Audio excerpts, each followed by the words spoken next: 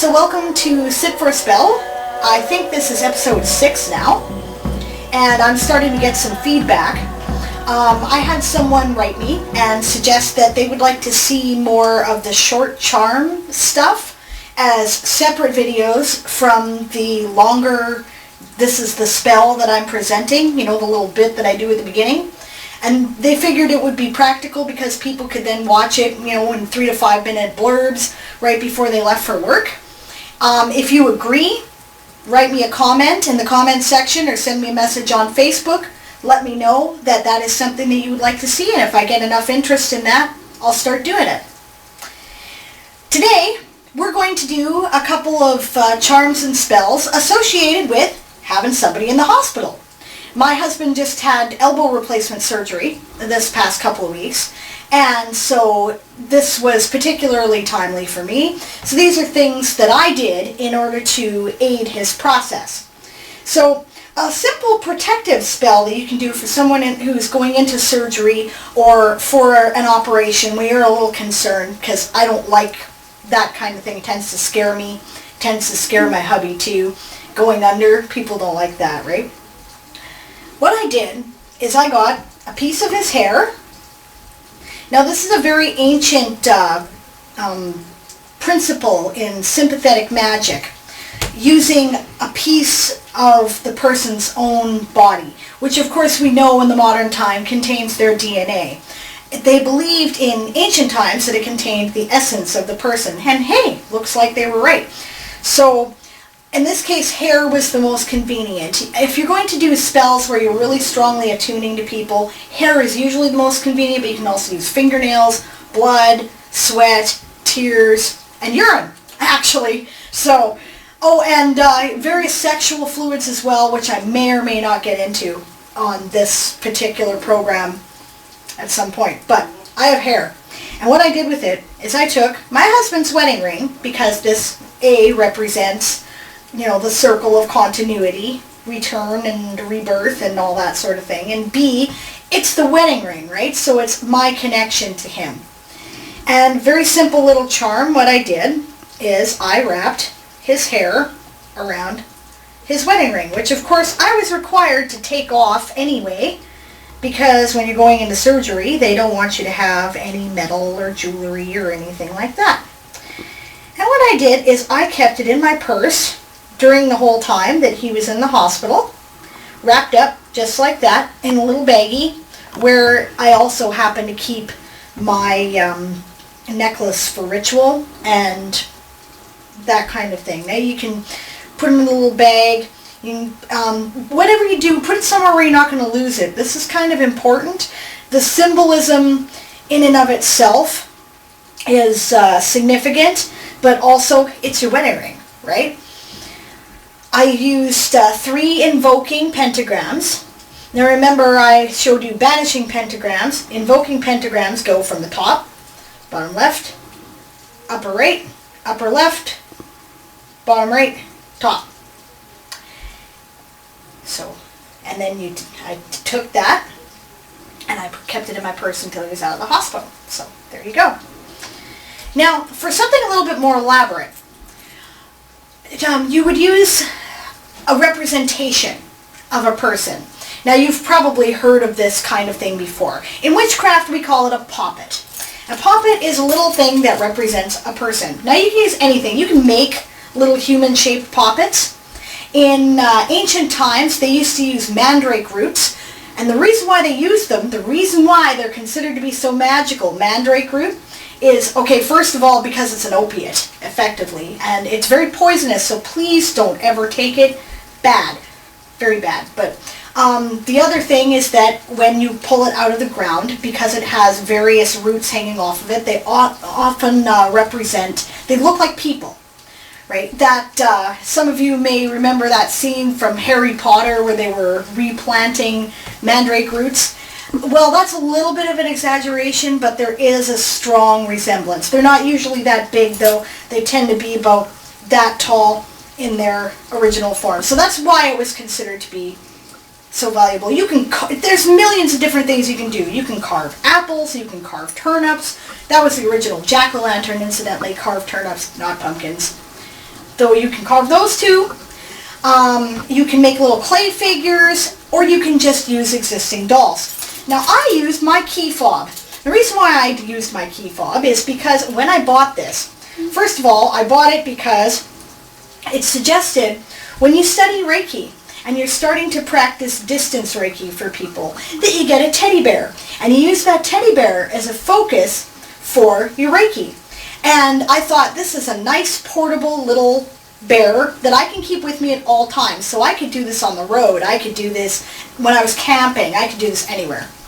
So it's a little bear charm that I got at a memorabilia store, you know, Canadiana stuff, because, you know, in Canada we got all these little souvenir shops. You can get little woodland souvenirs and whatnot. That's why it's got the little Canadian maple leaf on it.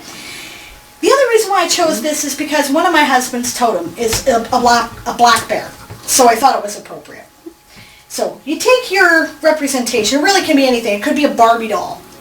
You know, it could be, it's anything. The idea is to have a vaguely humanoid shape and to have some connection with the person that you're working the magic for. Again, it's that sympathetic magic principle. So what you do is, first of all, you take a little salt. This is pure sea salt. And you bless and consecrate it to your purpose. Purify it. I think I'm going to do this on both sides. And the purpose is to aid in the healing of the person you care about. So in this person, it is my husband, Aaron. And then you breathe the breath of life into him.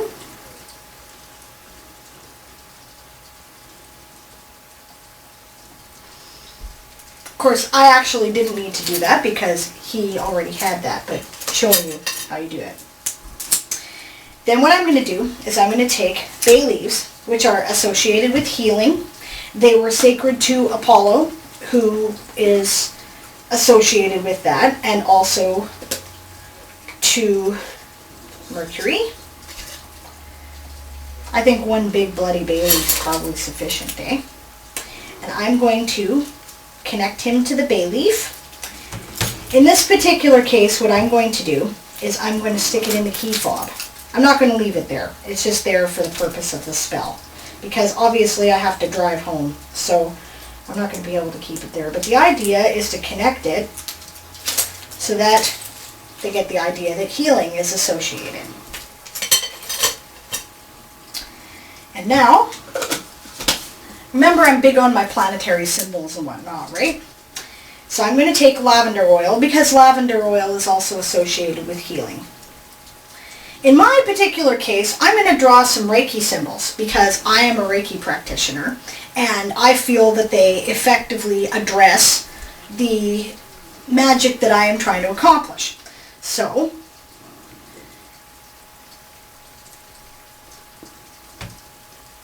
and you draw it directly on them when you can, right?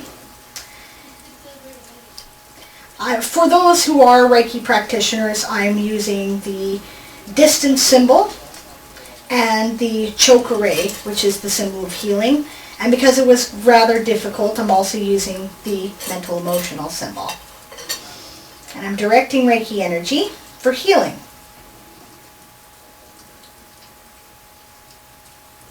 In this particular case, it is his left arm that is the problem. That's where the elbow injury is. So I'm directing Reiki energy towards the left arm. You can also direct healing energy with the intention of sending it at a distance, and I'll illustrate how to do that when I'm done.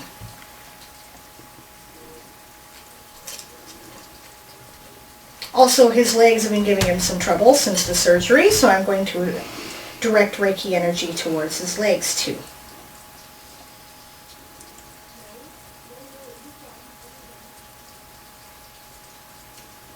Now, if you're not a Reiki practitioner, but you'd like to send healing energy, the first thing you do is you take the oil and you write the name of the person that you're trying to heal on their the body of the poppet that you are using so that the universe knows that this is that person.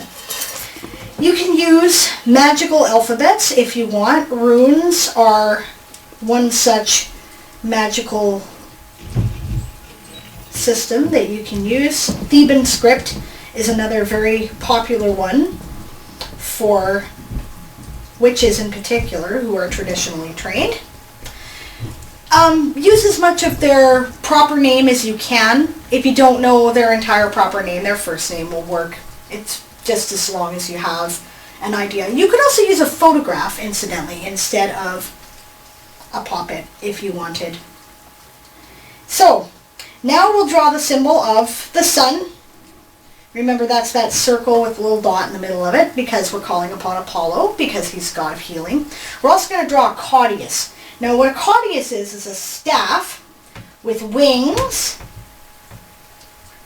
and two snakes wrapped around it, forming a sort of a DNA type pattern, a double helix. I'll be showing that on the video.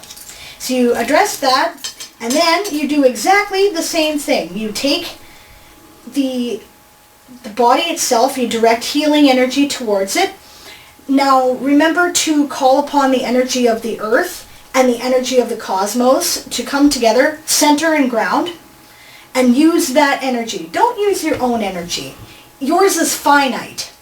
The earth has a finite amount of energy too, but for the effective use of it for one person doing one healing on one organism, it's really irrelevant. She can spare it, trust me.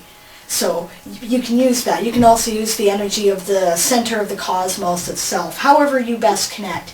Some people I know actually draw on the energy of the sun itself to do that. So first you direct the energy overall to the whole body of the person that you're working on. You visualize them while you're working on the poppet. And then you use that same energy and you direct it to the relevant parts that are a problem. So obviously if somebody's there for heart surgery, you would put it on their heart, to the left side of their chest where their heart is located, right? However, in my husband's case, it was his left elbow, so I'm directing healing energy there.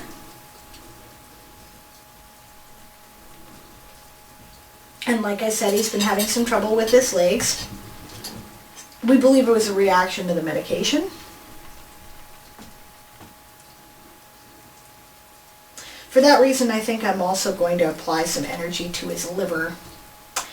A basic knowledge of anatomy can be very helpful when you are directing healing energy. It helps you to visualize more clearly and understand the workings of the body better, so you can direct your intent more effectively.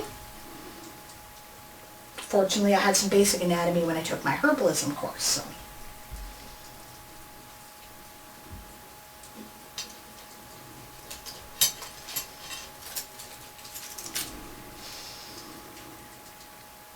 Now you will your intent for healing again. If you wish, draw another invoking pentagram and say something to end the spell, such as, "So it is," or "So mote it be." It occurs to me I probably should explain to you what to do with the bay leaf afterwards. There's a couple of different things you can do. One thing you could do is you could give it to the person that you're trying to do the healing for to increase the connection between you and them. Another thing you can do is to release it to the universe.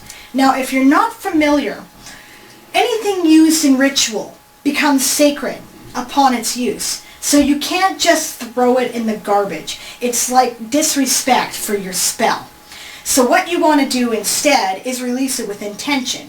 You can throw it into a river and have it carry your desires to the universe, or you can bury it with the intention that it's offering.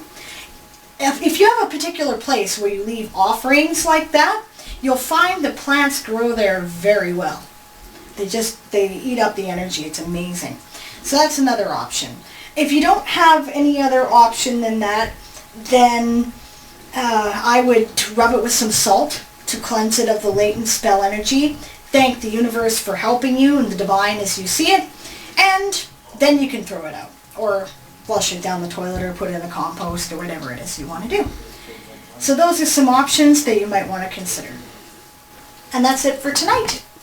I'll let you know how that went in 2 weeks. Marry me.